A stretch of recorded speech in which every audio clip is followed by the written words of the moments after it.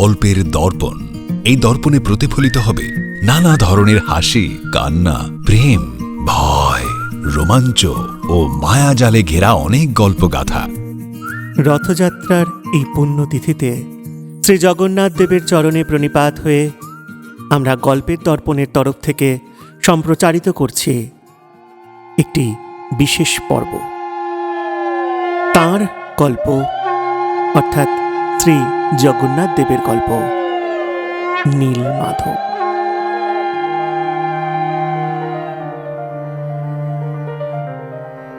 শ্রীক্ষেত্র। শ্রীক্ষেত্র বলতে আমরা যে ধামগুলি বুঝি তার মধ্যে পুরীর জগন্নাথ ধাম প্রধানতম। বর্তমানে আমরা যে মন্দির, যে ভগবান জগন্নাথ দেবকে দর্শন করছি, তিনি বৌদ্ধ ধর্ম সম্প্রসারণের সময় বিস্মৃতির অন্তরালে চলে গিয়েছিলেন। এরপর বৌদ্ধ ধর্মাবলম্বীদের চোরাগোপ্তা আক্রমণের হাত থেকে রক্ষা করার জন্য বা দেবতার বিগ্রহকে সংরক্ষণ প্রদান করার জন্য তাকে লোকচক্ষুর আড়ালে নিয়ে যাওয়া হয় এবং সেখানেই তার পুজো পাঠ ইত্যাদি শুরু হয়। এই সমস্ত পুজো পাঠই গোপনে করার ব্যবস্থা করা হয়। তাই ভগবানের বিগ্রহকে রক্ষা করার জন্য কৌশল অবলম্বন করতে হয়েছিল হিন্দুদের। এরপর বৌদ্ধ ধর্মাবলম্বীদের হাত থেকে হিন্দু ধর্মকে রক্ষা করার জন্য আদি শঙ্করাচার্য এক বিশেষ ভূমিকা পালন করেছিলেন। মূলত তাঁর হাত ধরেই হিন্দু ধর্মের পুনরুত্থান সম্ভব হয়। ২৫০ বছর ধরে রাখা সংস্কৃতির অবশ্যই কিছু কিছু পরিবর্তন হয়, তাই প্রকৃত সনাতন ধর্মের মধ্যেও পরিবর্তন সাধিত হয়েছিল। কারণ হিন্দু শাস্ত্রকে শ্রুতিধররা তাঁদের শ্রবণের মাধ্যমে ধরে রাখতেন এবং তারই ব্যাখ্যা প্রজন্মের পর প্রজন্ম ধরে সঞ্চারিত হতো। আনুমানিক ৮১০ খ্রিস্টাব্দের দিকে শঙ্করাচার্য ভারত পরিভ্রমণকালে পুরীর জগন্নাথ মন্দিরে আসেন এবং তিনি দেবতার লুকিয়ে রাখা মূর্তিগুলিকে পুনরুদ্ধার করেন। দেবতার মূর্তি দীর্ঘদিন সংস্কার না হওয়ার কারণে ভঙ্গুর হয়ে পড়ে, তাই লুকিয়ে রাখা জায়গায় তাকে সংস্কার করানো অসম্ভব হয়ে পড়ে। করতে গেলে বিগ্রহ বিনষ্ট হয়ে যাবার সম্ভাবনা। এরপর গজপতি রাজাদের হাত ধরে পুরীর মন্দির নির্মিত হয় এবং মন্দিরে জগন্নাথ দেবকে আদি শঙ্করাচার্য পুনঃ প্রতিষ্ঠা করেন। ১৬ বছর, ১৪ বছর এবং ১২ বছর এইভাবে এক একটি যুগের তিথি ও নক্ষত্র অনুসারে যুগ পরিবর্তন আনতে দেবতার নবকলেবর রূপ স্থাপনের প্রচলন ঘটান। সেই মতো জগৎগুরু আদি শঙ্করাচার্যের সঙ্গে প্রভু জগন্নাথ দেবের এক মৌলিক সম্পর্ক স্থাপিত হয়।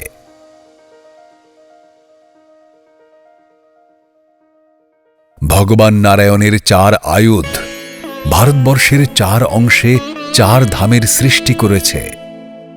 আর এই ৪ ধাম যথাক্রমে বদ্রীনাথ, দ্বারকা, পুরী ও তিরুমালা। বদ্রীনাথ যেখানে চক্রের অবস্থান, দ্বারকায় যেখানে গদার অবস্থান, পুরী যেখানে শঙ্খের অবস্থান এবং তিরুমালা যেখানে পদ্মের অবস্থান। চক্র অর্থাৎ সূত্র, গদা অর্থাৎ শাসন, শঙ্খ অর্থাৎ হৃদয়, আর পদ্ম যেখানে স্নেহ, মমতা ও ভালোবাসা। স্বয়ং ঈশ্বর এই ৪ স্থান নিয়ে এক চতুর্ভুজ রচনা করেন। এই চতুর্ভুজ ক্ষেত্রই ভগবান শ্রীনারায়ণের বাসস্থান শ্রীক্ষেত্র নামে বিরাজমান।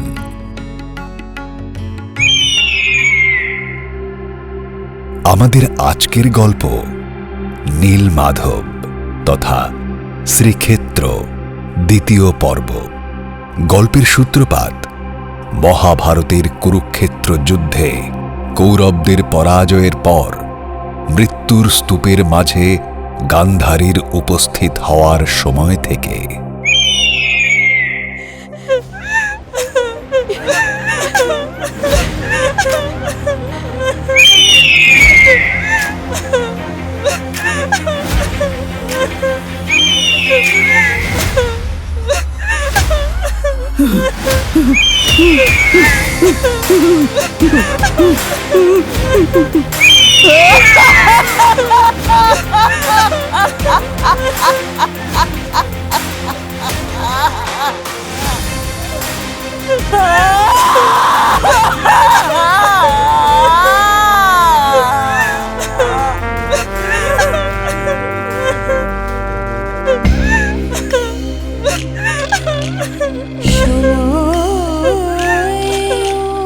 ধীরে চলো, নিভে গেছে দীপ আমার, হরি হে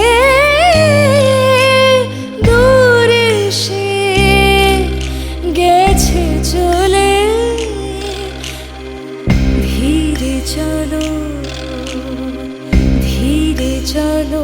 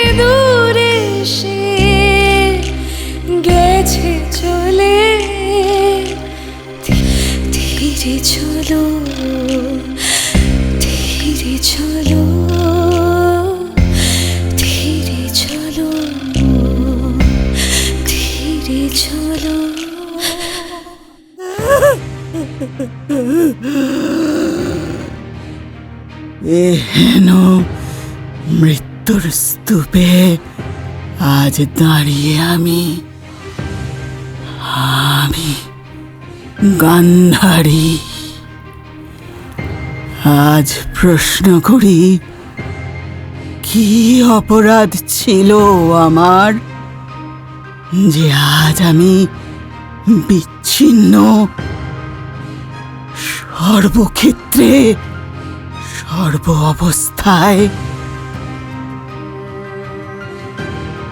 গান্ধার থেকে পুত্রবধূ হয়ে এসেছিলাম আমি হস্তিনাপুরে। বিশ্বাস, আত্মসম্মান, মর্যাদা কিছুই জোটেনি আমার ভাগ্যে। শুধু পেয়েছি বিশ্বাসঘাতকতা। যাকে স্বামী হিসাবে বরণ করলাম, তার লোভ, অহংকার, তার ব্যভিচারের শিকার আমি। আমি আমি গান্ধারী লজ্জায়, ঘৃণায় দু চোখ বেঁধে নিয়েছিলাম। এই কাপড়ের আড়ালে যে স্ত্রী যন্ত্রটা রয়েছে, তার প্রতি লালায়িত স্বামী আমার। সম্মান দিয়েছি আমি তাদের, তাই তো আজ কাঁদছে হাহাকার করে 100 জননী। আমিও তো মা, আমারও বুক ফাটছে দুর্যোধনের জন্য। গান্ধার রাজ্য দখলের জন্য যে তুমুল অভিসন্ধি, সে সম্বন্ধে আলোচনা করার জায়গা এটা নয়। আমার ভ্রাতা শকুনি যে হাতে অস্ত্র ধরেনি, কিন্তু ধর্মের পথ থেকে অধর্মের পথে নিয়ে ফেলেছে কৌরব পক্ষকে, নিয়েছে প্রতিশোধ। সে সবই আমি জানি। তুমি কি জানো না কেশব? আজ কোথায় কোথায় তুমি? মাতৃহারা জননীর পাশে দাঁড়িয়ে তুমি কি দিতে পারো না এতটুকু সহানুভূতি? তুমি তো সব জানো।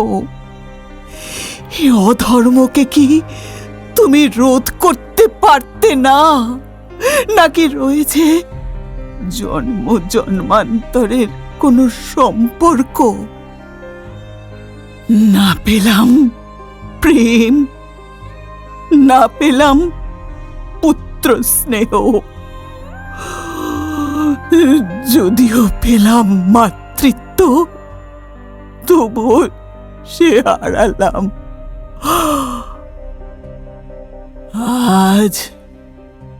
আজ আমি নিরুপায়, নিরাশ্রয়। এই 100 জননীর যুদ্ধক্ষেত্রে ক্রন্দনরত হাহাকার কি তোমার কানে পৌঁছচ্ছে না কেশব?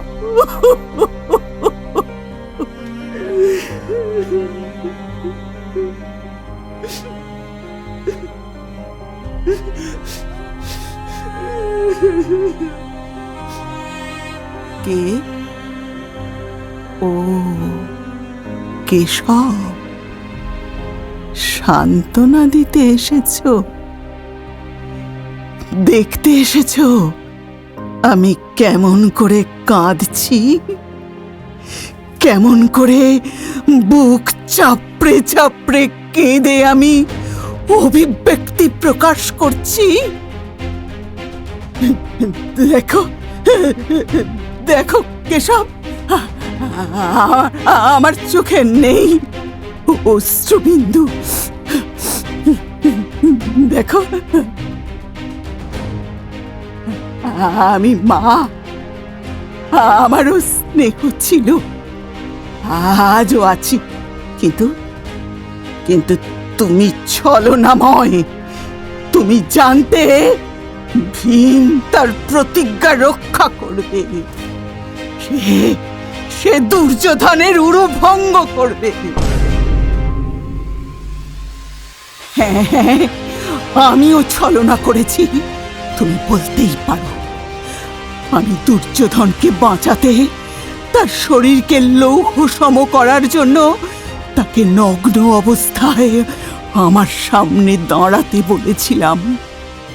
কিন্তু কিন্তু তুমি ভীমের প্রতিজ্ঞা রক্ষা করার জন্য তার মধ্যে লজ্জার স্ফুরণ ঘটালে কেন? কেন কেন কেশব, কেন? পাণ্ডবদের রক্ষা করতে? তাহলে তাহলে তোমার মধ্যেও ভয় ছিল দুর্যোধনকে পরাস্ত করতে পারবে না তোমার পাণ্ডব শক্তি? শান্ত হও মাতা। অহংকারীর অহংকারের পাশে কেশব কখনো দাঁড়ায়নি। যুদ্ধের আগে শান্তি প্রস্তাব নিয়ে এই কেশবে এসেছিল হস্তিনাপুরে। তাকে বন্দী করার কামনা জেগেছিল এই কৌরব পক্ষের। দূতকে কখনো বন্দী করতে নেই, তাকে সম্মান করতে হয়। তাকে ভুলে গিয়েছিলে তুমি? সেই শান্তি প্রস্তাব প্রত্যাখ্যান করে যুদ্ধ চেয়েছিল কে? পাণ্ডব না কৌরব? জননী তো শুধুমাত্র মমতা প্রদর্শনকারী নয়, শিক্ষাদাত্রীও তো বটে। শকুনির মনে যখন ধ্বংসের স্বাদ জেগেছিল, তার পরিচয় তো পেয়েছিলে তুমি। তাহলে তাকে বাধা দাওনি কেন মাতা? মাতা, অহংকারীর ফল অহংকার, তা তো তুমি জানো। অন্তরে রোপিত বীজ যে ফল প্রদান করবে, তাকে শিক্ষা দিয়ে লালন করনি কেন? অধর্মকে চোখের সামনে দেখে কেন হতে দিয়েছিলে ক্রিয়মান? রজস্বলা নারীর বস্ত্রহরণ যখন পুরুষের সম্মুখে, তখন কৌরবদের পক্ষ থেকে কর্ণ করেছিল প্রতিবাদ। তুমি কেন করনি মাতা? দ্রৌপদীর বস্ত্রদান করেছিলে তুমি, আর এই 100 জননী। পাশা খেলার খবর কি তুমি জানতে না মাতা? কি হতে চলেছে পরবর্তীতে তা কি তুমি ছিলে না অবগত? অহংকারের স্ফুরণ তো আজ তোমার মধ্যেও পরিস্ফুট। তাই দোষারোপের তীর আজ আমার দিকে। কর্তব্য অকর্তব্য যখন লালন করার প্রশ্ন থাকে, তখন সবাই থাকে বিমুখ। আর এই পালন করতে গিয়ে যখন মনোবাঞ্ছিত ফলাকাঙ্ক্ষা থেকে বঞ্চিত হয় মানব মন, তখন আঙুল ওঠে এই কেশবের দিকে। দাও দাও মাতা গান্ধারী, আমি প্রস্তুত। আমি প্রস্তুত তোমার অভিশাপ মস্তকে লিপন করতে। কারণ আমারও তো অবলম্বন চাই এই দেহ ছাড়ার। তাই আজ আমি তোমার সম্মুখে। শুধু ছলনা আর ছলনা। আজও এই যুদ্ধক্ষেত্রে যখন চাই এতটুকু সান্ত্বনা, তখনও তুমি আজ এখানে উপস্থিত হয়েছ তোমার মৃত্যু অবলম্বনকে পাথেয় করতে। বেশ বেশ, তবে আমি তোমার সেই মনোবাঞ্ছা পূরণ করছি। আমি গান্ধার কন্যা, হস্তিনাপুর কুলবধূ কৌরব মাতা গান্ধারী তোমায় অভিশাপ দিচ্ছি। তোমার যদুবংশ একদিন এভাবে নিজেদের মধ্যে ঝগড়া করে ধ্বংস হবে। তোমার সাধের কীর্তি দ্বারকা সমুদ্র গর্ভে বিলীন হবে।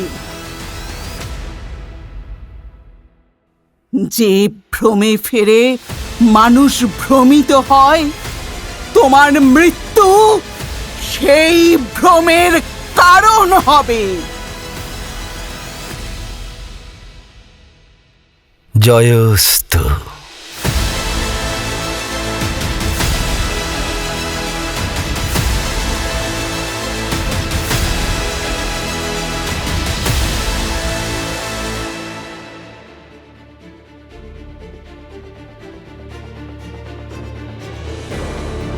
সময় বয়ে চলল।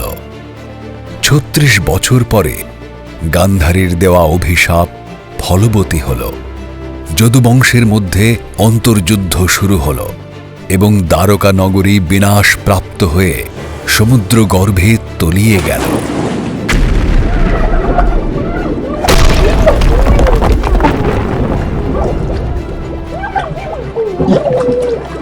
সাধের কীর্তিকে চোখের সামনে বিনষ্ট হতে দেখলে এবং নিজের আত্মীয় বা পরিজনের মধ্যে কলহ ছড়াতে দেখলে, নিজের স্বপ্নকে একটু একটু করে চিরদিনের মতো বিনষ্ট হতে দেখলে, কার না মন বিক্ষিপ্ততার বিপুল অন্ধকারের মধ্যে নিমজ্জিত হয়? সেই ভাবনার জ্বলন থেকে সাময়িক প্রশান্তি লাভের উদ্দেশ্যে একদিন ভগবান শ্রীকৃষ্ণ প্রভাসে সোমনাথে এসে উপস্থিত হলেন এবং মহাদেবের কাছে প্রার্থনা করলেন।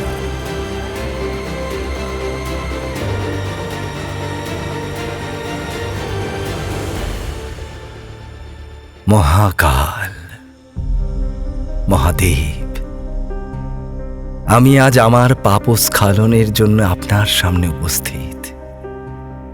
পূর্ববর্তীকালে আমি রাম রূপে অবতীর্ণ হয়েছিলাম এই ধরাধামে। তখন বালি রূপে বানর কুলের রাজাকে আমি ছলনার দ্বারা হত্যা করেছিলাম আমাদের পুত্র হনুমানের আদেশে এবং সুগ্রীবের অপারঙ্গমতার অজুহাত হিসাবে। আজ বালি জন্ম নিয়েছে এই প্রভাস অঞ্চলে জরা নামে। কর্মফল যন্ত্রণা ভোগ সে তো শুধু মানুষের নয়, সে মানুষরূপী ভগবানকেও তা ভোগ করতে হয়। সেই তো আপনার নীতি মহাদেব।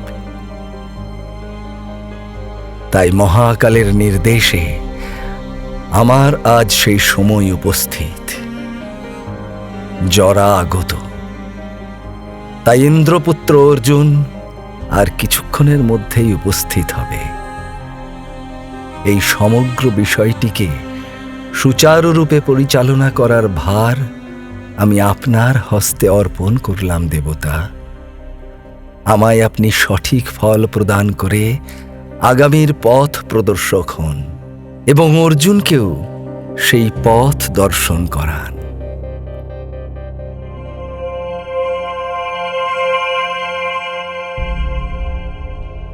কেশব,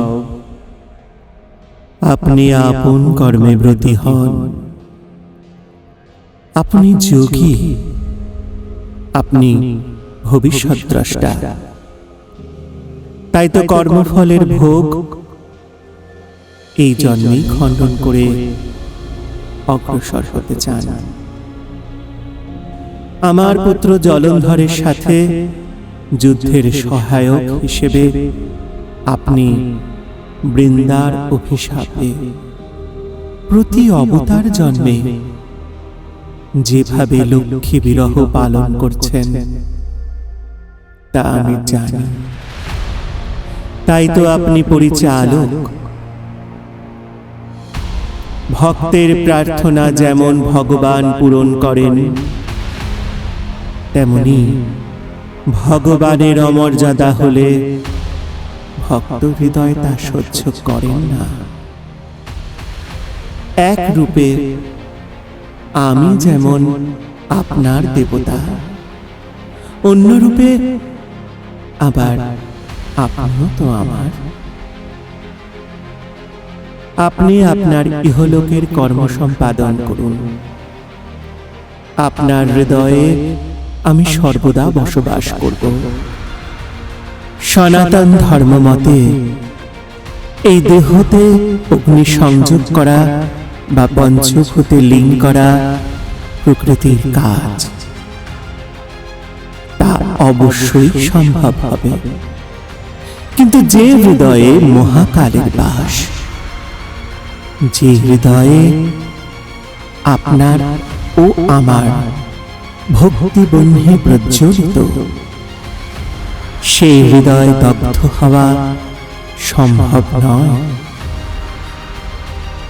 তাই পূর্বজন্মে আপনাকে জল সমাধি গ্রহণ করতে হয়েছিল, আর আগামী যুগে কলির রক্ষার্থে আপনাকে ও আমাকে জগতে উদ্ধারক হিসেবে অবস্থান করতে হবে।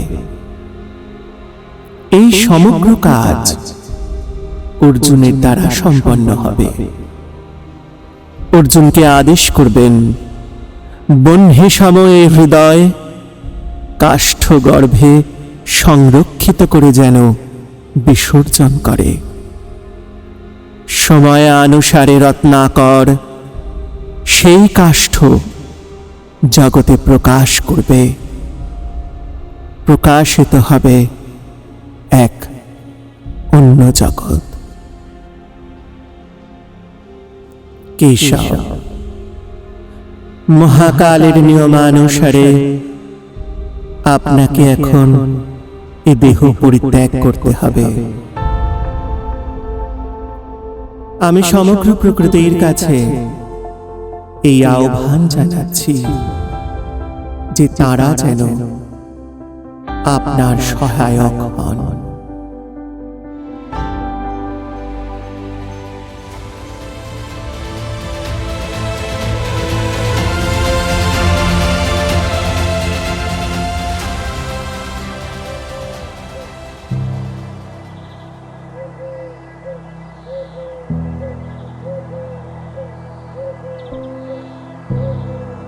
আজ সারা দিন শুধু ঘুরে বেড়ানো, না পেয়েছি কোনো হরিণ, না পেয়েছি কোনো শূকর, না পেয়েছি পক্ষীর সন্ধান। খালি হাতে বাড়ি ফিরলে নিস্তার নেই। স্ত্রী সন্তানের মুখে 3 দিন কোনো অন্ন জোটেনি, তাই আজ খালি হাতে ফেরা যাবে না। হে ভগবান, কৃপা করো, শিকারের দর্শন দাও। আমি এখানে জরা। কে? কোথায় শিকার? ও, তুমি শিকার হয়ে লুকিয়ে আছো এখানে। এই শব্দভেদী বাণ এবার করবে তোমার সংহার।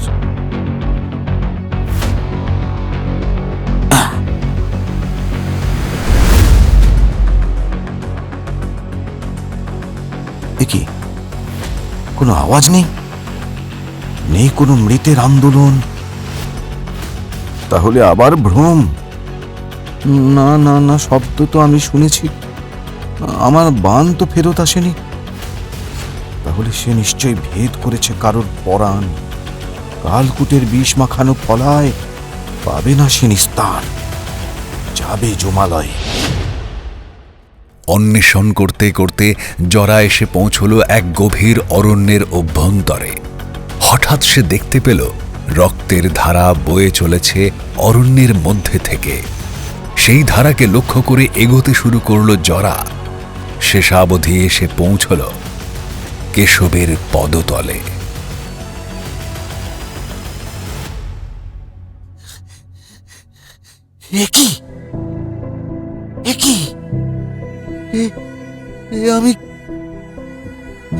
আমি কি প্রবল পাপ করলাম দেবতা?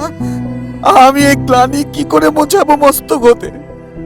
আমি তো মনুষ্যের হন্তারক নই, আমি স্বয়ং দেবতার হন্তারক, স্বয়ং নারায়ণের হন্তারক। এ দেবতা পাপিষ্ঠকে শাস্তি দিন। কত জন্ম ধরে এই পাপিষ্ঠকে এই পাপ বহন করতে হবে তা আমি জানি না। আমি ক্ষমা চাওয়ারও অনুপযুক্ত। হে দেবতা, আমি ক্ষমা চাওয়ারও অনুপযুক্ত। তুমি তোমার কর্তব্য করেছ জরা। গত জন্মে তুমি কিষ্কিন্ধার রাজা বালি রূপে অবস্থান করেছিলে। তখন তোমার উদ্দেশ্যে যে শব্দভেদী বাণ আমি প্রয়োগ করেছিলাম, আজ সেই বাণ যে আমার উদ্দেশ্যে আসবে এবং আমাকে তা গ্রহণ করতে হবে, তা আমি জানি। কারণ এটাই কর্মফল। এ যুগে ফলদাতা তুমি, গ্রহীতা আমি। তুমি কোনো পাপ করনি। আজ এই লগ্নে এক যুগের পরিসমাপ্তি হল। এই অরণ্য বাহিরে কুন্তিপুত্র অর্জুন অপেক্ষা করছে। তুমি তাকে আমার সামনে উপস্থিত করো। আমি আবারও বলছি, দেবতা, মনুষ্য তথা জীবকুল এ সকলই কর্মশৃঙ্খলে আবদ্ধ। তাই এ ভোগ আমাকে নিতেই হবে। তোমায় কোনো পাপ স্পর্শ করবে না। আমার আশিসে তুমি এই প্রভাস তীর্থের ভালকা প্রদেশের রাজা হিসেবে সম্মানিত হবে। এই অরণ্য প্রদেশে তুমি ভালকা নামে প্রসিদ্ধি লাভ করবে। আজ থেকে তোমার এবং তোমার পরিবারের আর কোনো অন্য কষ্ট থাকবে না। দেবী কমলা তোমায় এই ঐশ্বর্য প্রদান করবেন। যাও, অর্জুন সহ আমার সম্মুখে উপস্থিত হও।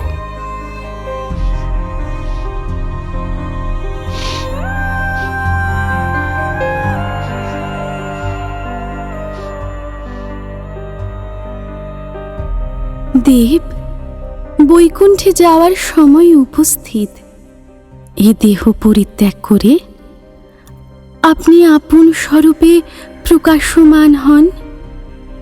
জগতের সম্পর্কের বিচ্ছিন্নতা, পারিবারিক বিচ্ছিন্নতা, রক্তের সম্পর্কের মানুষের সাথে রক্তের সম্পর্কের মানুষের যে বিভেদ তৈরি হতে চলেছে, তা অবশ্যই জগতের ধ্বংসের কারণ হিসেবে সম্মুখে উপস্থিত হচ্ছে।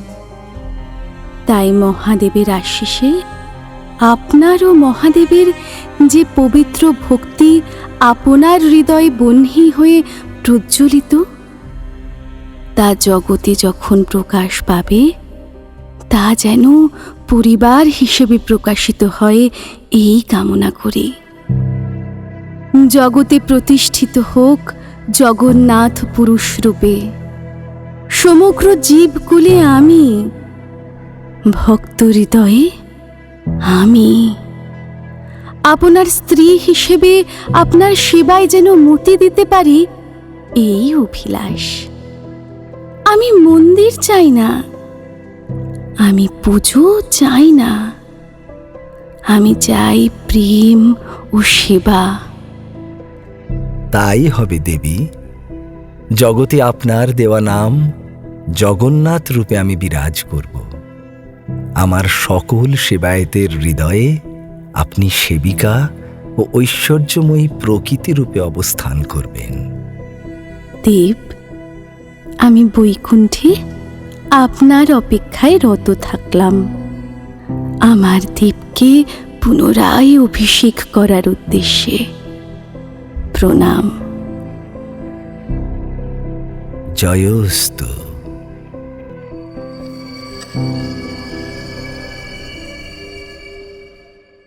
একি আপনার এই অবস্থা কে করলো? এ পাপের দায় আমার। এ অর্জুন, এ পাপের দায় আমার। ওরে নীচ পামর, মৃত্যুর জন্য প্রস্তুত হও। শান্ত হও পার্থ। আজ সবাই এখানে উপস্থিত হয়েছে তার নিজ নিজ কর্ম করার উদ্দেশ্যে। জরা কোনো অন্যায় করেনি। মহাকালের নির্দেশে সে তার কর্ম করেছে মাত্র। এখন সময় তোমার কর্ম সম্পাদন করার। ইন্দ্রপুত্র তুমি। পঞ্চ জ্ঞানেন্দ্রিয়, পঞ্চকর্মেন্দ্রিয়ের পরিচালন শক্তি তোমার হাতে। তাই ক্রোধ সম্বরণ করে আমার বড় বপুকে দাহ সংস্কারের ভার তোমায় গ্রহণ করতে হবে। এই জগৎ তোমাকে আমার শিষ্য রূপে চেনে। তাই পুত্রের আচরণ গুরুবৎ হওয়া প্রয়োজন। কারণ গুরুবৎ গুরুপুত্রেষু।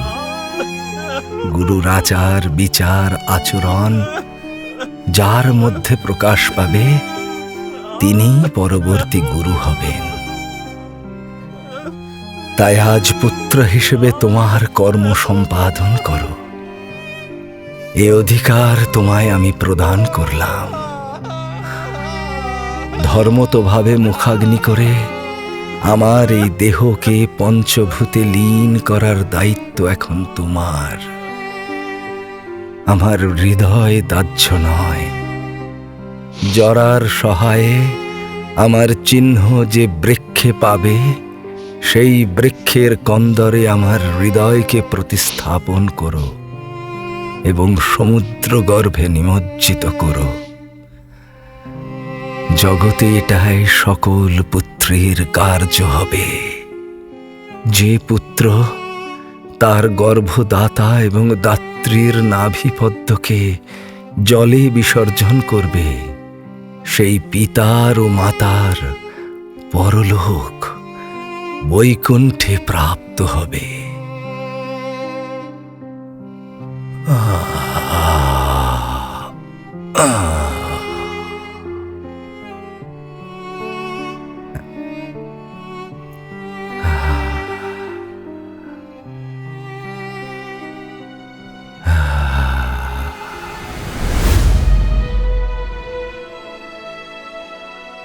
এই কেমন দুঃখ দিলে আমায়, হৃদয় ঘুরে তোমার যজ্ঞের শিখা হয়ে গেলাম আমি তোমার যজ্ঞের শিখা হয়ে গেলাম আমি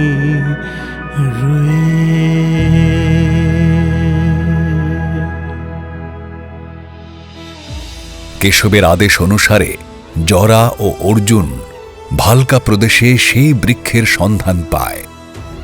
জরা ভালকা প্রদেশের রাজা হয়। অর্জুন গুরুর আদেশ মতো সেই বৃক্ষের কন্দরে শ্রীকৃষ্ণ হৃদয়কে সংস্থাপিত করে রত্নাকরে বিসর্জন দেন এবং প্রবল হৃদয় বিদারক যন্ত্রণা নিয়ে হস্তিনাপুর ফিরে আসেন। এক সুদীর্ঘ অধ্যায় সমাপ্ত হল। এরপর শুরু হল আরেক নব অধ্যায়। যুগ পরিবর্তনান্তে ভাসতে ভাসতে গাছের গুঁড়িটা উড়িষ্যার সমুদ্র তটে গিয়ে পৌঁছল। সেখানে শবর নামক এক আদিবাসী সম্প্রদায় বসবাস করত। দলপ্রধান শ্রী বিষ্ণু ভক্ত বিশ্ববসু শ্রী বিষ্ণুর আদেশে শ্রীকৃষ্ণের সেই হৃৎপিণ্ডরূপী দিব্য বস্তুটি উদ্ধার করেন। এই দিব্য বস্তুটির ভেতর থেকে এক নীলাভ আলো সর্বদাই নির্গত হতে থাকে, তাই এর গোপনীয়তা প্রয়োজন। বিশ্ববসু অতি গোপনীয়তা অবলম্বন করে লোকচক্ষুর অন্তরালে জঙ্গলের অভ্যন্তরে এক পাহাড়ের গুহা কন্দরে দেবতাকে প্রতিষ্ঠা করেন। দেবতার মূর্তির অভ্যন্তরে তিনি সেই দিব্য শক্তি বিশিষ্ট বস্তুটি সংরক্ষণ করেন। দেবতার আশীর্বাদ তার উপর বর্ষিত হল এবং তিনি নিত্য দেবতার পূজা করতে বিশেষ পন্থা অবলম্বন করেন। দেবভক্তির আনন্দে তিনি বিহ্বল হয়ে রইলেন। দেবতার নাম নীলমাধব। এইভাবে তিনি প্রত্যহ দেবতার পূজায় নিজেকে নিমজ্জিত রাখলেন।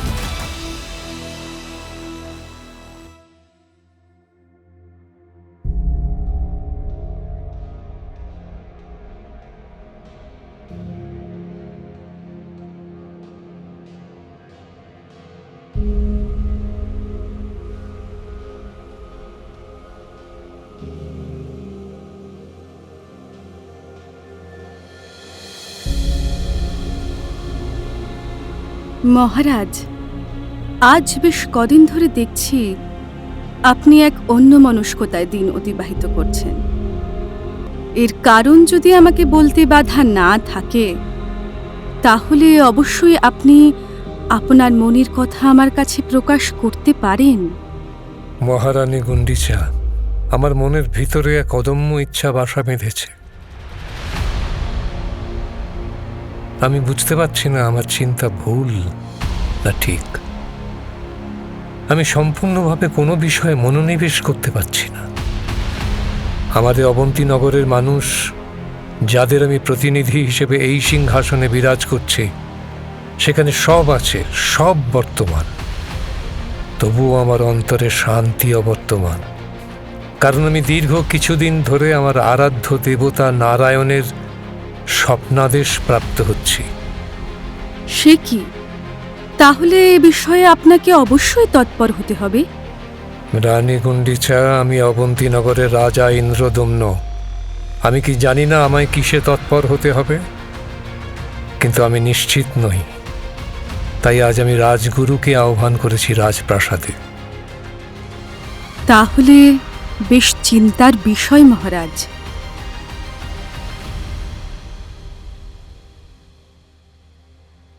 মালবপতি মহারাজ ইন্দ্রদুম্ন ও মহারানী গুন্ডিচার আলাপচারিতায় বিঘ্ন ঘটানোয় আমি দুঃখিত মহারাজ।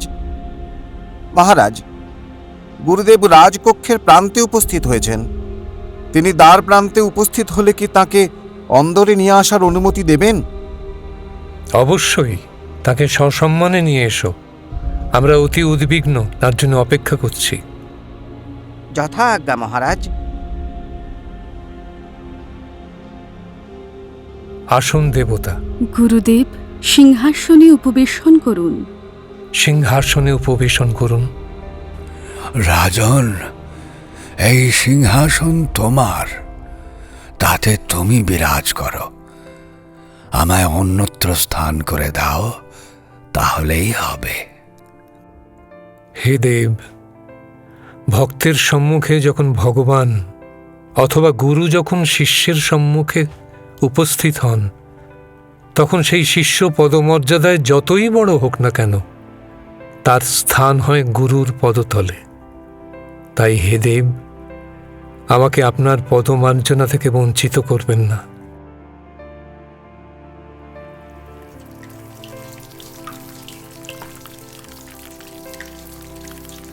সঠিক সংস্কারের কারণে পদমর্যাদার অহংকার যে তোমার অন্তরকে কলুষিত করেনি, তা দেখে আমি সত্যিই আপ্লুত। ইন্দ্রদুম্ন, আমি তোমার আতিথেয়তায়, গুরু সেবায় সন্তুষ্ট হয়েছি। তুমি তোমার অন্তরের বাক্য আমার কাছে প্রকাশ করো। হে দেব, প্রত্যহ আমার আরাধ্য দেবতা স্বয়ং নারায়ণ আমার সম্মুখে এসে উপস্থিত হচ্ছেন, আর প্রতিদিন বলছেন তার উদ্দেশ্যে মন্দির নির্মাণ করতে। কিন্তু তার যথাযথ স্থান নির্বাচনে আমি অপারগ। আমি নিজে বুঝতে পারছি না এ আমার মনোবাঞ্ছা নাকি তাঁর আদেশ। আপনি কৃপা করে তার সঠিক ব্যাখ্যা করুন গুরুদেব। মালবরাজ, এই অবন্তীনগরের উড্র দেশে দেবতা অবস্থান করছেন। তাকে সঠিকভাবে সন্ধান করে তাকে বার করার চেষ্টা করো। সেই দৃশ্য আমার কাছেও স্পষ্ট নয়। দেবতা অরণ্যের আড়ালে নিজেকে লুকিয়ে রেখেছেন, তবে তার সঠিক বিশ্লেষণ ও স্থান দেবতা ছাড়া কেউ প্রকাশ করতে পারবে না। দেবতা স্বয়ং সেখানে নীল মাধব নাম নিয়ে অবস্থান করছেন। দেবতা নীল জ্যোতি দিয়ে আচ্ছাদিত। এর থেকে অধিক বলা বাঞ্ছনীয় নয়। রাজা, এর পথ আপনার। এটাই ঈশ্বরের পরীক্ষা, আর তাতে আপনাকে উত্তীর্ণ হতে হবে। রাজা, আপনাকে আমি যা বললাম ততটুকুই বলা কর্তব্য, এর চেয়ে অধিক নয়। দেব, আমি পথে অগ্রসর হচ্ছি। আপনি আমার সঠিক পথ চয়নের জন্য মস্তিষ্কে সঠিক জ্ঞান প্রদান করে আমার প্রতি কৃপা করুন ও আমাকে ঋদ্ধ করুন। আয়ুষ্মান বাবা।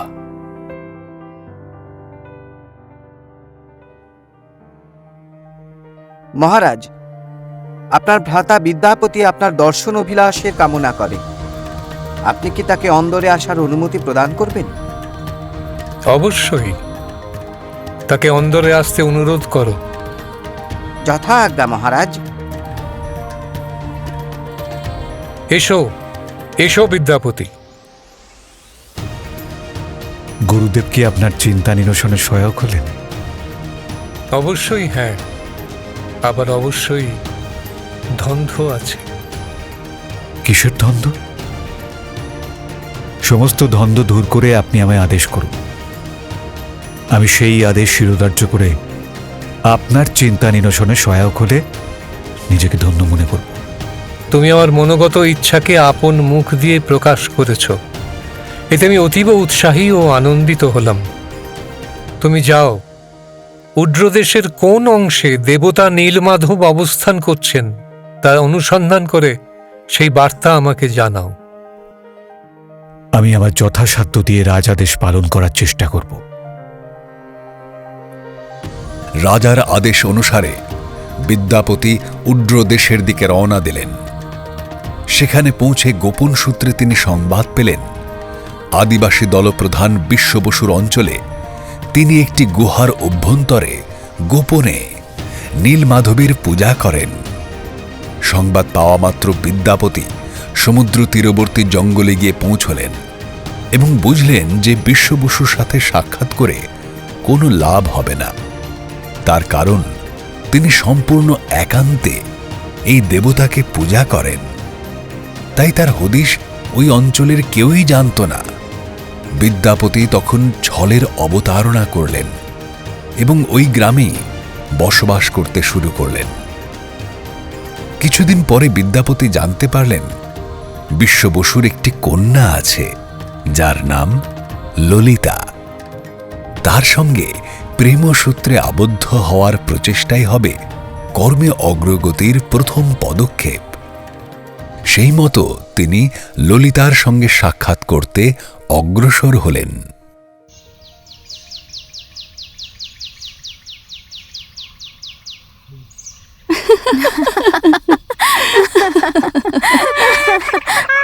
ললিতা হচ্ছে না, দেখ দেখ ওখানে কে। দাঁড়াও বণিক, এই অরণ্যে কি মনে করে? বাইরের লোকের এই অরণ্যে প্রবেশ নিষেধ, জানো না? যে পথ দিয়ে অরণ্যে এসেছ সেই পথ ধরেই বাইরে বেরিয়ে যাও। দেবী, আমি অবন্তীনগর থেকে আগত। আমি বণিক নই, আমি পথিক। পথ অনুসরণ করেই আমি যাত্রা করি।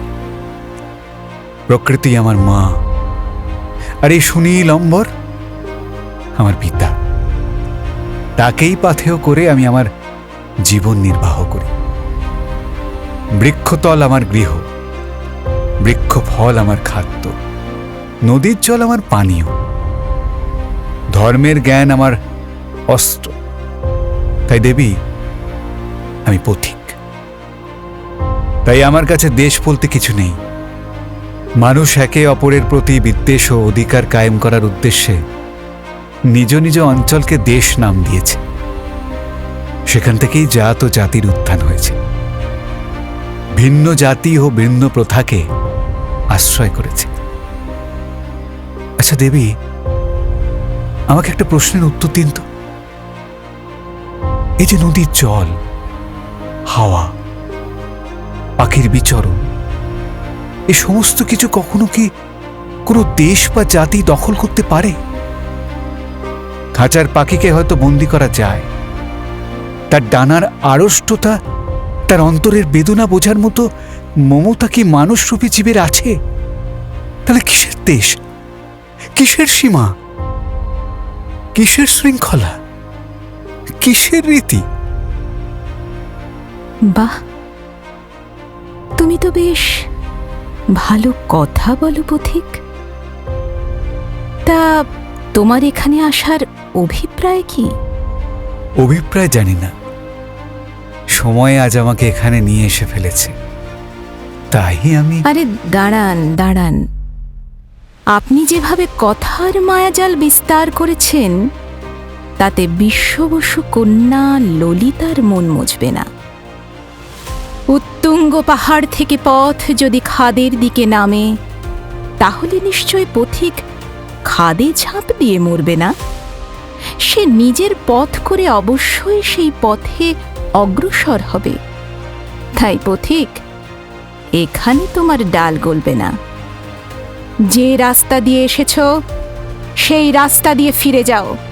মনে করো সেই খাদের আগে আমি তোমাকে আর অগ্রসর হতে দেব না। প্রকৃতি যদি মাতা হয় আর নীল অম্বর যদি তোমার পিতা হয়, তাহলে তো তুমি অনাথ। পরিচয়বিহীন হয়ে ক্ষুদ্র শিশু হয়তো রাস্তার ধারে পড়ে থাকতে পারে। যৌবন উচ্ছ্বলিত সৌম্যকান্তি পুরুষ নিশ্চয়ই পরিচয়বিহীন নয়। গাছের তলা যদি বাস হয় আর বনের ফল যদি হয় খাদ্য, তাহলে তার গায়ে নিশ্চয়ই বস্ত্রের চিহ্ন থাকে না। বণিক সুলভ ঝলমলে পোশাক, ললাটে বক্রতিলক, কর্ণলতিকায় স্বর্ণকুণ্ডল, কণ্ঠে স্বর্ণাভরণ, এসব নিশ্চয় আপনার পরিচয়ের গোপনীয়তা রক্ষা করছে না। তাই আপনার পরিচয় আমার কাছে বিশ্বাসযোগ্য নয়। হয় সঠিক পরিচয় দিন, না হলে আমাদের হাতে বন্দী হন। দেবী, আপনার সুতীক্ষ্ণ নজর অবশ্যই আপনাকে ভাবী যুবরানী পদে আসীন করতে সমর্থবান হবে। আমি বিদ্যাপতি, আমি অবন্তীনগর থেকে আগত। মহারাজা ইন্দ্রদুম্নর ভ্রাতা আমি আপনার পিতা বিশ্ববসুর সঙ্গে সাক্ষাৎ করতে চাই। অভিলাষ? হ্যাঁ, অভিলাষ। আমি তার কন্যাকে স্ত্রী হিসাবে গ্রহণ করতে চাই। তিনি যদি সম্মত দেন, আমি তাহলে বাধিত হই। বিশ্ববসুর কন্যা ললিতা কি আপনাকে পছন্দ করে? সেই উদ্দেশ্যেই তো দেবী আমি আপনার সম্মুখে উপস্থিত হয়ে আপনার মত আশা করছি। ললিতা ভিনদেশী কোনো পুরুষকে আশকারা দেয় না। পুরুষ তার যোগ্যতা প্রমাণ করুক, তারপর ললিতা সেই বিষয় নিয়ে ভাববে। কি দিয়ে বিদ্যাপতি ললিতার কাছে সামর্থ্য প্রকাশ করবে? শোনো হে বিদ্যাপতি, আগামীকাল উড্রদেশে মহানদী তটে এক বড় মল্লযুদ্ধের আবাহন করা হয়েছে। সেই যুদ্ধে যে বিজয়ী হবে তার সঙ্গে উড্র রাজা বিশ্ববসু ললিতার বিবাহ দেবেন। তাই আগামীকাল তোমার শক্তি পরীক্ষার সঙ্গে সঙ্গে তোমার ভাগ্য পরীক্ষার দিন। প্রয়োজন মনে করলে এসো, আর যদি ভয় পাও তাহলে ফিরে যাও।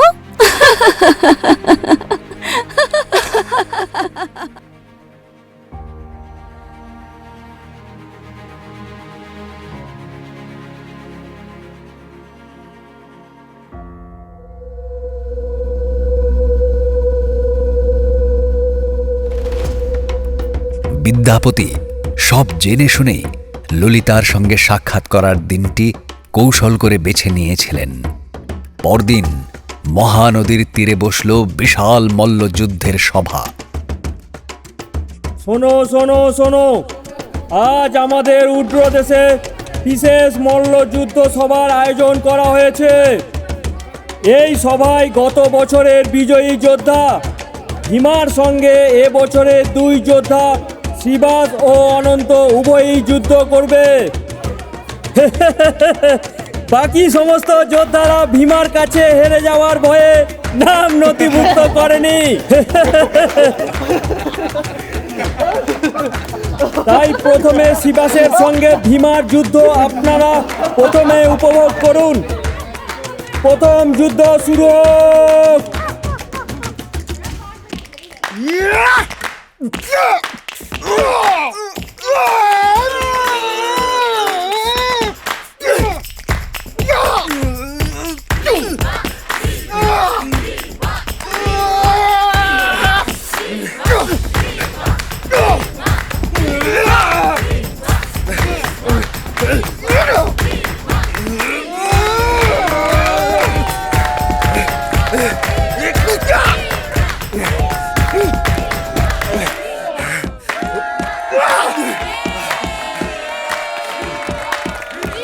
প্রথম যুদ্ধে বিজয়ী ভীমা। এবার ভীমা ও অনন্তের সঙ্গে দ্বিতীয় যুদ্ধ শুরু হোক।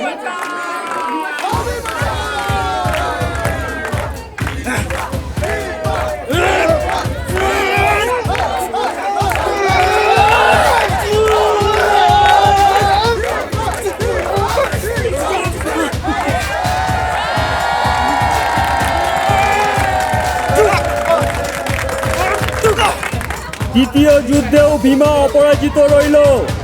শিবাস ও অনন্তকে মল্ল যুদ্ধে গোহারা হারিয়েছে ভীমা। এবছরেও ভীমাকে জয়ী ঘোষণা করা হবে। তার আগে আমি দলপতি শেখরজিৎ আমাদের উড্র দেশের নিয়মানুসারে ভীমার বিপরীতে মল্ল যুদ্ধ করার আহ্বান জানাচ্ছি। আজ এই ময়দানে এমন কি কেউ নেই যে ভীমাকে হারাতে পারে? এই তো দূরে একজন হস্ত উত্তোলন করেছে। এসো বৎস, তোমার পরিচয় বলো। আচ্ছা আচ্ছা, অবন্তীনগর থেকে আগত এই বীর বিদ্যাপতি, সে ভীমাকে যুদ্ধের আহ্বান করেছে।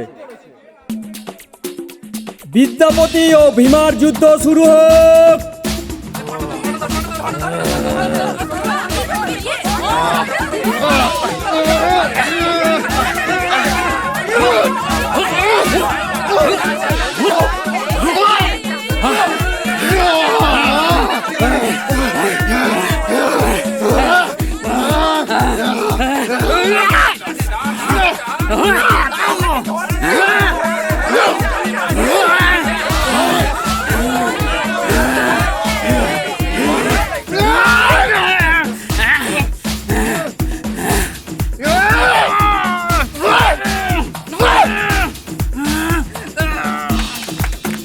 আজকে নতুন ইতিহাস গড়ল বিদ্যাপতি।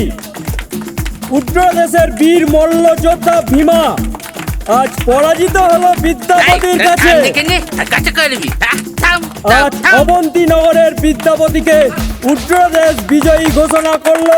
অন্যায় সর্দার, অবন্তীনগরের যুবরাজ সে, উড্র দেশের নয়। তাহলে তাকে কেন এখানে লড়াইয়ের সুযোগ দেওয়া হলো? আমাদের আদিবাসী জাতির রীতি অনুসারে আমাদের দেশের মেয়ে অন্যত্র যাবে না। তাহলে এখানে ভিন রাজ্যের মানুষকে প্রশ্রয় দেওয়ার অর্থ কি? এখানে উপস্থিত উড্র দেশের মর্যাদা সম্পন্ন যারা রয়েছে তারা বিচার করে যে সিদ্ধান্ত নেবে, আমি ভীমা তা মাথা পেতে নেব, কিন্তু অন্যায়কে প্রশ্রয় দেব না।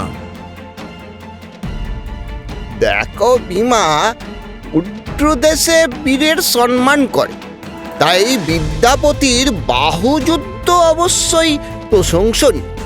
তাই এ বিষয়ে আপত্তির প্রশ্ন কোথায়?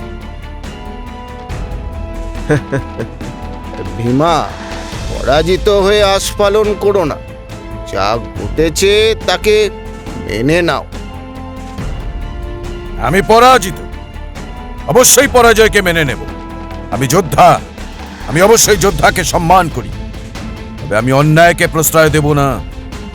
আজ যদি উড্র দেশে বীরের বীরত্বকে সম্মান করে, তাহলে শুধু অবন্তীনগর কেন, এই জম্মুদ্বীপ তথা আর্যাবর্তে আরো অনেক বীর রাজ্য আছে, তাহলে তাদের কেন নিমন্ত্রণ জানানো হলো না? বিদ্যাপতি ললিতাকে যদি স্ত্রী হিসেবে পেতেই চায়, তাহলে আমার তাতে কোনো আপত্তি নেই, যদি ললিতার না থাকে।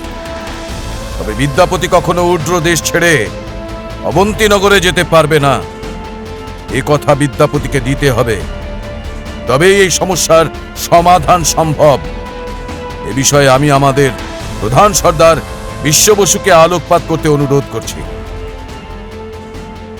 আমি ভীমার বিচক্ষণতায় যথেষ্ট গর্বিত।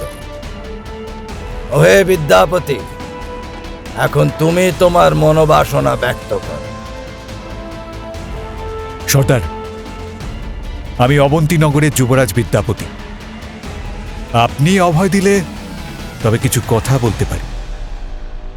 অভয় দিলাম, ব্যক্ত করো। হে দেব, আমি আপনার কন্যা ললিতাকে প্রেম করি। তার সঙ্গে পরিণয় সূত্রে আবদ্ধ হতে চাই। সেহেতু আমার এখানে আগমন। প্রেমকে পরিণতি দিতে গেলে যদি আমাকে স্ত্রী নিবাসে বসবাস করতে হয়, আমি রাজি আছি। এখন দেবী ললিতার উপর নির্ভর করছে আমার পরিণতি।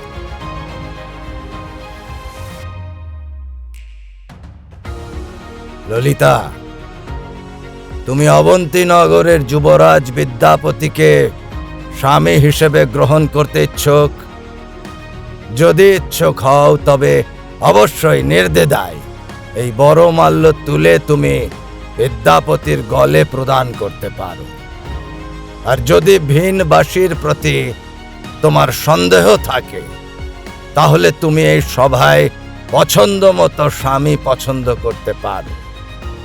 এ বিষয়ে আমাদের 3 সর্দারদের ও উড্র দেশের কোনো আপত্তি থাকবে না। ললিতা ধীর পদে অগ্রসর হয়ে বরমাল্য বিদ্যাপতির গলায় প্রদান করলেন। সকলে বিশ্ববসুর জয়ধ্বনি করে ললিতা ও বিদ্যাপতির বিবাহকে সমর্থন করলেন।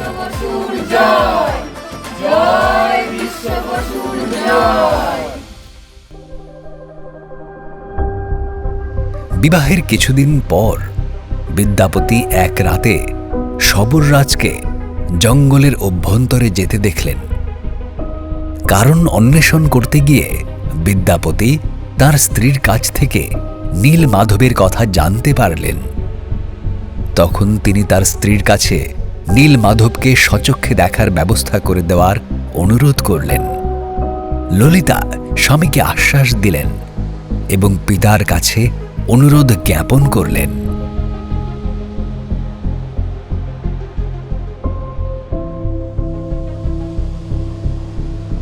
দেখো ললিতা, আমি আমার দেবতার কথা কখনো কাউকে জানাবো না, তা প্রতিজ্ঞা করেছি দেবতার কাছে। কিন্তু আজ আমি বার্ধক্যে উপনীত হয়েছি, তাই আগামী দিনে দেবতার পুজো ও আচার বিধির সুষ্ঠু পরিচালনের জন্য অবশ্যই আমার উত্তরাধিকারের প্রয়োজন। তাই তোমার অনুরোধ অনুসারে আমি বিদ্যাপতিকে দেবতা নীলমাধবের সামনে উপস্থিত করতে পারি, কিন্তু এক শর্তে। সমগ্র রাস্তা বিদ্যাপতির চোখ বাঁধা থাকবে। দেবতার সম্মুখে গিয়ে চোখ খোলা হবে। এই শর্তে যদি বিদ্যাপতি সম্মত থাকে, তবেই একমাত্র আমি নীলমাধবের কাছে বিদ্যাপতিকে নিয়ে যেতে আগ্রহী, নচেত নয়। আমার স্বামী বিদ্যাপতি উত্তরাধিকার সূত্রে যদি পরবর্তীজন হনই, তবে তার চোখ বেঁধে নিয়ে যাওয়া আবশ্যক কেন পিতা? বিদ্যাপতি যে সঠিক উত্তরাধিকারী, তার জন্য অবশ্যই বিদ্যাপতিকে প্রমাণ দিতে হবে। তার জন্য যদি বিদ্যাপতি সম্মত থাকে, তাহলে আগামীকাল রাতে প্রস্তুত থাকবে, নচেত সে তার গার্হস্থ্য ধর্মে মনোনিবেশ করুক।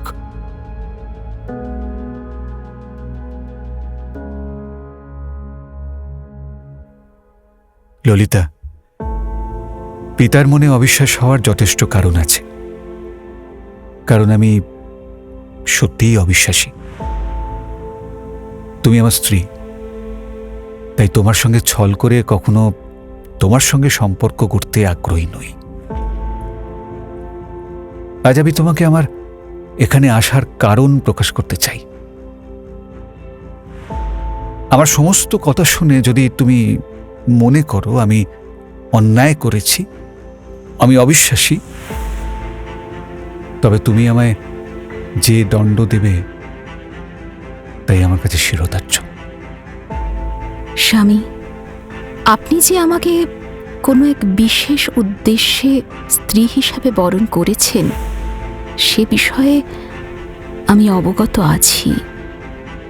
শুধুমাত্র নীলমাধব দর্শন আপনার আগ্রহের বিষয় নয়, আমি জানি, কিন্তু আপনার আসল উদ্দেশ্য কি সেটি জানতে আমি আগ্রহী।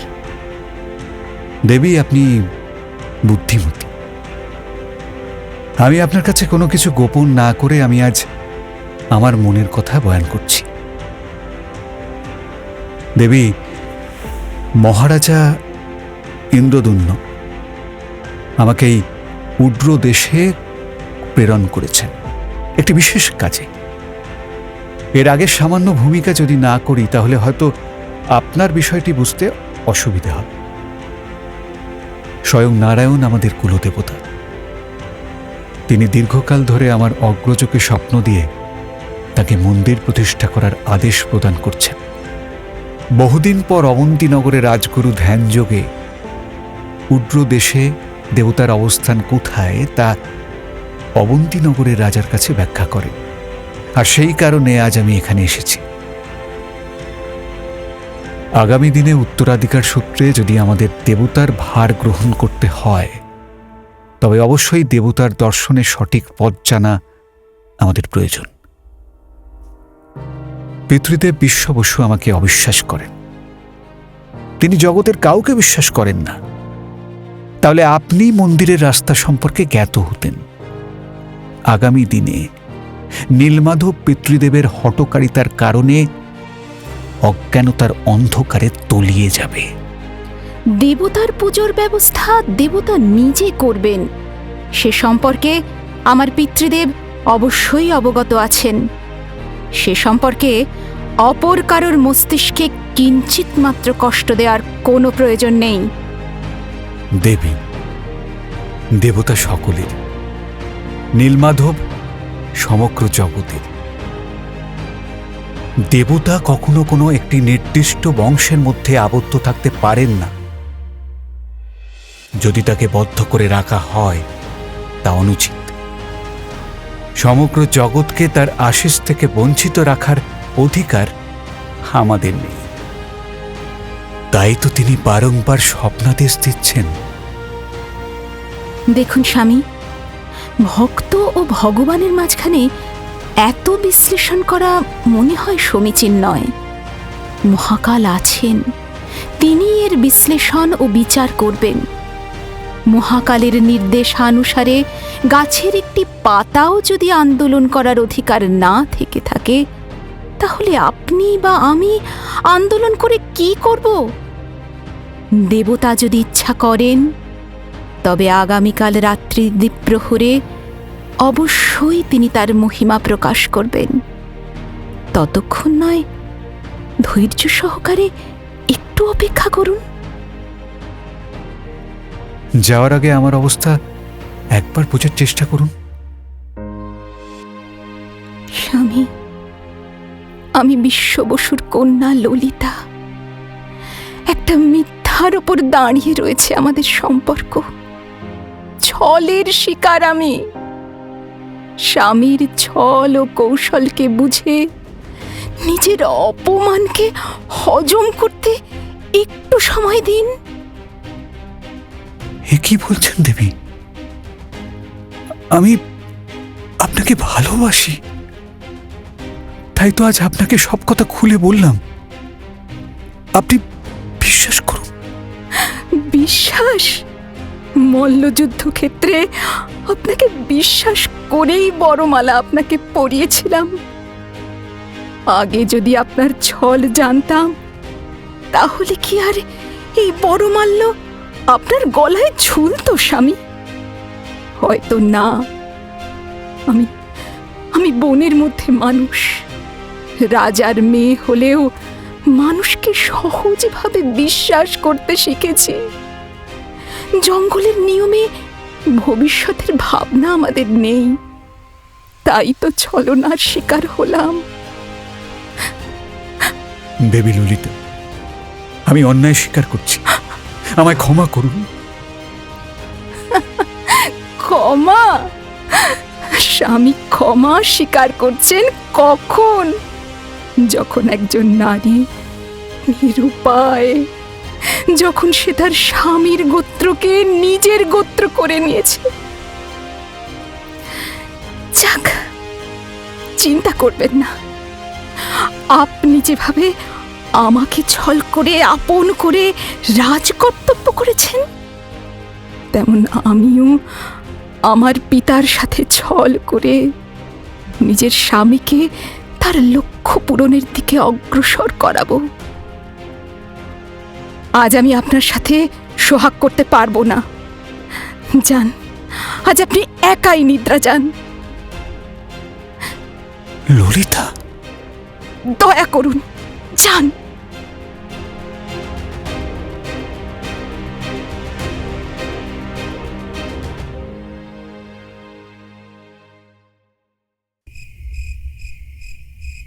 বিশ্ব বসু বিদ্যাপতির চক্ষু আবৃত করে সেই গুপ্ত পথ অবলম্বন করে অগ্রসর হলেন। বিদ্যাপতি পথ সম্পর্কে চিন্তিত হয়ে পড়েছিলেন। তখন তার স্ত্রী ললিতা খাদ্য পুটুলির মধ্যে কিছু পরিমাণ সর্ষে তার কোঁচড়ে বেঁধে দিয়েছিলেন। যাবার সময় ওই সর্ষে গুহায় পৌঁছনোর সমগ্র রাস্তা জুড়ে বিদ্যাপতি অল্প অল্প করে ছড়িয়ে পথ চলতে লাগলেন। গুহায় পৌঁছে তিনি নীলমাধবের দিব্যরূপ দর্শন করে সার্থক চিত্তে দেবতার চরণে প্রণিপাত হয়ে বিদ্যাপতি অশ্রুসিক্ত হলেন।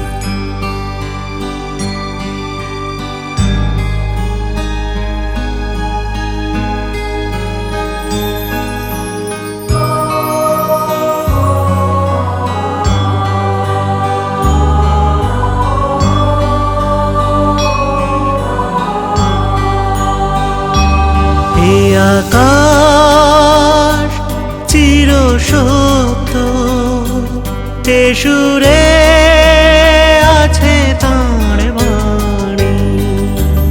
এ আসরে ফোটে ছয় চক্র, এ আসরে ফোটে ছয় চক্র।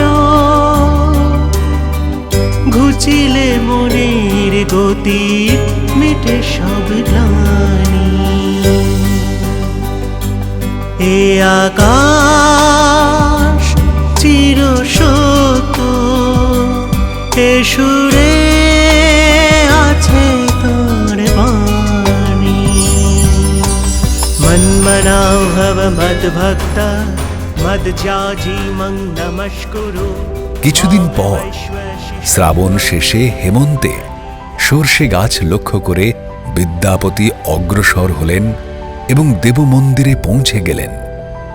দর্শন শেষে ফিরে এসে সে সকল কথা তার নিজের রাজ্যে গিয়ে রাজা ইন্দ্রদুম্নকে জানালেন। দেবমন্দিরের অদূরে উপস্থিত ব্রহ্মকুণ্ড, সেই কুণ্ডে জীব এসে স্বেচ্ছায় ঝাঁপ দিয়ে মুক্তির আলোয় গমন করছে। এ দেখে বিস্মিত হয়েছিলেন বিদ্যাপতি। বিদ্যাপতির কথা শুনে ইন্দ্রদুম্ন সেই পথ অনুসরণ করতে করতে গুহার সম্মুখে এসে উপস্থিত হলেন এবং গুহার অভ্যন্তরে প্রবেশ করলেন। কিন্তু বিশ্ব বসু এবং তার দল সেখানে উপস্থিত হতেই উভয় দলের মধ্যে প্রবল যুদ্ধ শুরু হল।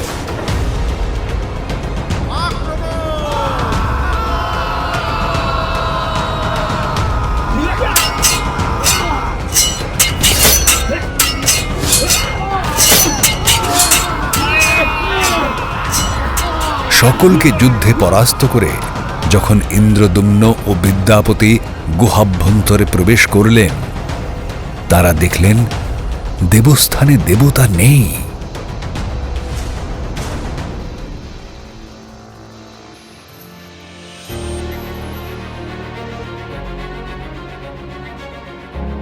ঈশ্বর প্রাপ্তির জন্য অবশ্যই ছল চাতুরের প্রয়োজন হয় না।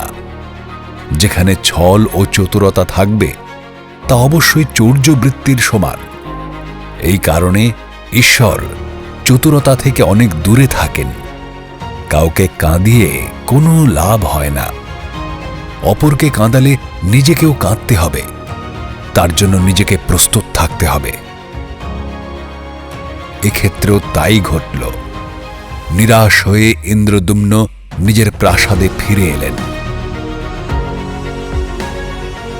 ইন্দ্রদ্যুম্নর আত্মঅহমিকায় আঘাত লাগল। তিনি পরদিন সেনাপতি বজ্রসেনকে নীলমাধবের অনুসন্ধান করতে আদেশ দিলেন। উড্রদেশে অবন্তীর সৈন্য এসে লণ্ডভণ্ড করতে লাগল। এত সাহস! তোমার শেষের দিন সম্মুখে উপস্থিত। তুমি তৈরি হও।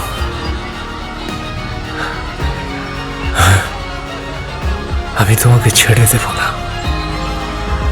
কার সঙ্গে তুমি যুদ্ধ করছো তুমি জানো না।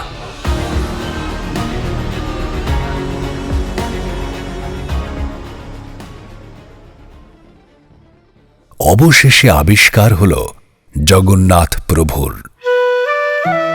সমস্ত অরণ্য অঞ্চল অনুসন্ধান করেও সন্ধান পায়নি বজ্রসেন। যার সন্ধান পেলেন একটি গ্রামের অভ্যন্তরে। দেবতা এখানে কাষ্ঠ নির্মিত এবং সপরিবারে বিরাজ করছেন। বার্তা গেল ইন্দ্রদ্যুম্নের কাছে। সেই রাত্রেই ভগবান বিষ্ণু স্বপ্নাদেশ দিলেন। তিনি রাজাকে বলছেন, এই সংসারে আমি তোমাকে নীল মাধব রূপে দর্শন দিতে পারব না। তুমি পুরীর সাগরের কাছে যাও। একটি দারুখণ্ড ভাসমান অবস্থায় তোমার কাছে আসবে। আমি একটি বৃহৎ সুগন্ধি লাল কাষ্ঠরূপে প্রকট হব। সেই কাষ্ঠখণ্ডে শঙ্খ, চক্র, গদা এবং পদ্ম দেখতে পাবে। সেই ভাসমান কাষ্ঠখণ্ডকে গ্রহণ করে তুমি তা থেকে 3টি মূর্তি বানাও, যার মধ্যে একটি হবে আমার, দ্বিতীয় রূপ আমার দাদা বলরামের এবং তৃতীয়টি আমার ভগিনী সুভদ্রার। তাহলেই তুমি আমার আরাধনা করতে সক্ষম হবে। ইন্দ্রদ্যুম্ন এই স্বপ্নাদেশ পালন করতে উড়িষ্যার সমুদ্র তটে এসে উপস্থিত হলেন এবং ঈশ্বরের কথা অনুযায়ী একটি ভাসমান কাঠ দেখতে পেলেন। কিন্তু গাছের গুঁড়িটি অতীব বৃহৎ হওয়ায় রাজার সৈনিকরা তা তুলতে সমর্থ হল না। সমুদ্র তটে পড়ে রইল সেই গুঁড়ি। মহারাজা ইন্দ্রদ্যুম্ন কান্নায় ভেঙে পড়লে আবার তিনি দেবতার স্বপ্নাদেশ প্রাপ্ত হলেন। দেবতা বললেন, আমার পরম ভক্ত বিশ্ববসুকে ছলনা করে বিদ্যাপতি আমায় নিয়ে এসেছে, তাই বিশ্ববসু বিনা এ কাষ্ঠ নড়বে না। বিশ্ববসু এবং তোমার দ্বারাই যৌথভাবে কাষ্ঠ উত্তোলন করা সম্ভব। বিদ্যাপতির ডাক পড়ল। বিদ্যাপতির কৃতকর্মের প্রায়শ্চিত্ত স্বরূপ বিশ্ববসু ও রাজা ইন্দ্রদ্যুম্ন ওই কাষ্ঠ গুঁড়ি নিয়ে প্রাসাদের সন্নিকটস্থ দেবতার উদ্দেশ্যে নির্মিত মন্দিরে অবস্থান করালেন। এরপর শিল্পকার বিশ্বকর্মার সহায়তায় দেবতা এক নবীন রূপে জগতে প্রতিষ্ঠিত হলেন। দেব আজ দীর্ঘ 21 দিন ধরে শিল্পী মন্দিরের অন্দরে বিগ্রহ রচনায় মগ্ন থাকবেন। সেই মর্মে আজ 15 দিন হল। প্রত্যহ তার কাজের শব্দ আমি দরজায় আড়ি পেতে শুনি, কিন্তু আজ 15 দিনের দিনে এই বন্ধ দরজার ওপার থেকে কোনো শব্দ আমি শুনতে পাচ্ছি না। দয়া করে আপনি এর প্রতিকার করুন। আমি ধৈর্য হারা হয়ে পড়ছি। দেবী, বৃথা উতলা হয়ে বিপত্তি ডেকে আনবেন না। দেব বিগ্রহের রূপদানের জন্য শিল্পীকার যে সময় কামনা করেছেন, তার পূর্বে দেবদ্বার উন্মোচন করলে বিপত্তি হতে পারে। এই ঘোর অনুচিত কাজ করতে আমি পারবো না। দেব, শিল্পীকার যদি অসুস্থ হয়ে পড়েন, দীর্ঘ 15 দিন আহার পানীয় না পেয়ে সুস্থ সবল যুবক অচৈতন্য হয়ে পড়ে, এখানে সে একজন বৃদ্ধ মহারাজ। এ বিষয়ে অবশ্যই আপনি বিবেচনা করুন। বৃথা চিন্তায় আপনি আমার মনকে বিচলিত করছেন দেবী। না দেব, আমার চিন্তা বৃথা নয়। আজ যদি মন্দিরের অন্দরে শিল্পকারের দেহ ত্যাগ হয়ে থাকে, তবে এই মন্দিরে কি আর পূজা সম্ভব? মহারানীর এই কথায় মহারাজ বিভ্রান্ত হয়ে পড়লেন। বিভ্রান্তি সকল স্থির কর্মের পতনের কারণ। দেবোদ্বার উন্মোচিত হল।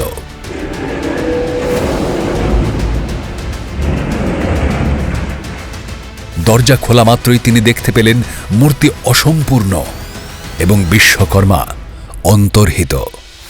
প্রতিশ্রুতি পালন না করায় ইন্দ্রদুম্ন আত্মগ্লানিতে মুহ্যমান হয়ে পড়লেন। কি দেখছি?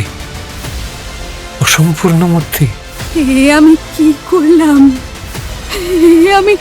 আমি কি করলাম? ঈশ্বর, আমি মহা পাপের ভাগীদারি হলাম। কি পাপ আমি করলাম?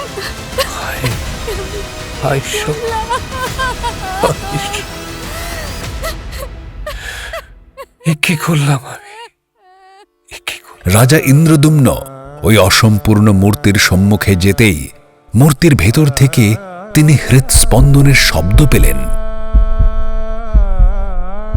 তিনি বুঝতে পারলেন এই মূর্তির অভ্যন্তরেই শ্রীকৃষ্ণের হৃদয় বিরাজমান।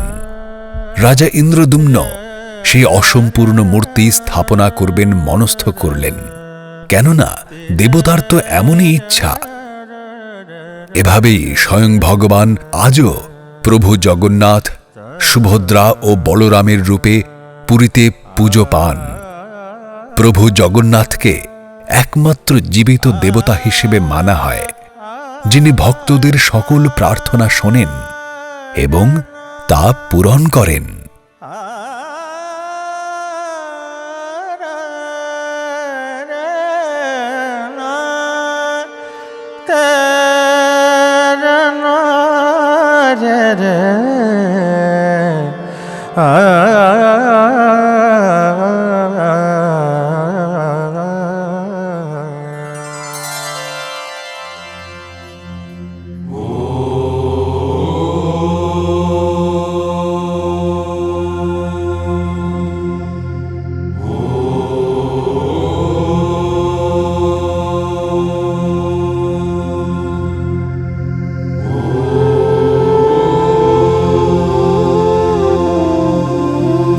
আজকের মতো গল্পের দর্পণের সময় শেষ। আগামী পর্বে নতুন গল্প নিয়ে হাজির হব আপনাদের সামনে শনিবার রাত 10টায়। ততক্ষণের জন্য একটু বিরতি। নানা স্বাদের নতুন নতুন গল্প শুনতে চাইলে আমাদের চ্যানেলকে সাবস্ক্রাইব করুন। সবার আগে নোটিফিকেশন পাওয়ার জন্য বেল আইকন ক্লিক করুন। বন্ধুদের সাথে শেয়ার করুন আর অবশ্যই লাইক আর কমেন্টস দিতে কিন্তু ভুলবেন না।